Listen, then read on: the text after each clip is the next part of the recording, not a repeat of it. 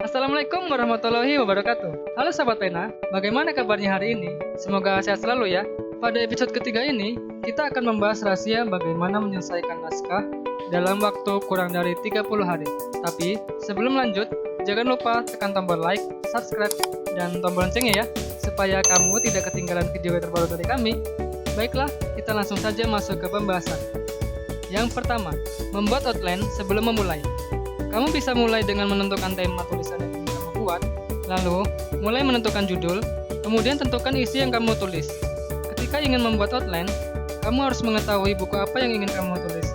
Pahami genrenya, buatlah rangka urutan dari awal sampai akhir, dari tulisan secara menyeluruh, bisa dengan membuat rancangan daftar isi, membuat ringkasan, atau membuat draft per babnya untuk memandu tulisan dari awal sampai akhir. Yang kedua, riset data terlebih dahulu. Tulisan fiksi maupun non-fiksi memerlukan riset untuk menunjang tulisan kita berkualitas atau tidak. Pelajari karakter seperti apa yang ingin kamu masukkan ke dalam tulisan, tempatnya di mana, dalam negeri atau luar negeri, bagaimana kondisi cerita yang ingin kamu gambarkan. Kamu harus cari tahu kecocokannya dengan tulisan yang kamu buat terhadap kondisi yang sekarang. Kumpulkan informasi untuk menunjang isi tulisan kamu secara cepat dan baik. Jadi, apa yang kita bikin tidaklah asal-asalan, melainkan juga berdasarkan fakta dan kondisi. Yang ketiga, menulis bukan menaiki anak tangga. Jika menaiki anak tangga, kamu akan menaikinya secara berurutan. Berbeda halnya ketika kamu harus menulis, kamu boleh mulai dari mana saja, tidak harus berurutan. Jika kamu harus memikirkan endingnya dulu, itu sah-sah saja kok. Kamu tidak harus menulis secara berurutan dari awal, karena banyak penulis yang mulai menulis ceritanya tanpa memperhatikan susunannya. Terkadang, kita juga mendapatkan ide di akhir dan penutup tulisan itu. Setelah selesai barulah mulai mengatur susunan yang pas, bagaimana tulisan itu menjadi baik. Hal terpenting, ketika kamu menulis, lakukan menulis itu senyaman mungkin, teruslah menulis. Yang keempat, jadilah penulis bukan editor. Ketika menulis, jangan pernah mencoba untuk menilai bagaimana tulisanmu. Ingat posisi kamu adalah sebagai penulis, bukan editor. Ini kesalahan umum yang sering dilakukan, sehingga membuat tulisanmu tidak kunjung selesai. Jika setiap menulis satu paragraf kamu edit dan memperbaikinya, setelah itu kamu lihat lagi ternyata ada yang kurang dan kemudian diperbaiki lagi, begitu seterusnya hingga tulisan kamu hanya mentok dan berhenti di satu paragraf.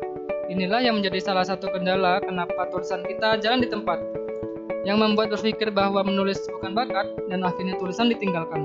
Yang terpenting, tetaplah menulis dan terus menulis. Sisanya, biarlah editor yang mengerjakan tugas mengeditnya. Yang kelima, bikin waktu kerja khusus untuk nulis. Kamu perlu mengatur waktu untuk membuat tulisan benar-benar selesai. Jangan cari waktu, tapi buatlah waktu. Jika mencari waktu untuk menulis, maka akan ada banyak alasan yang akan membuatmu mengatakan tidak ada waktu, terlalu sibuk, dan sebagainya. Jangan cari waktu untuk menulis, tapi buatlah waktu untuk menulis. Jika ingin menargetkan satu hari 3 lembar, setidaknya memerlukan waktu 3 jam sehari untuk melakukannya.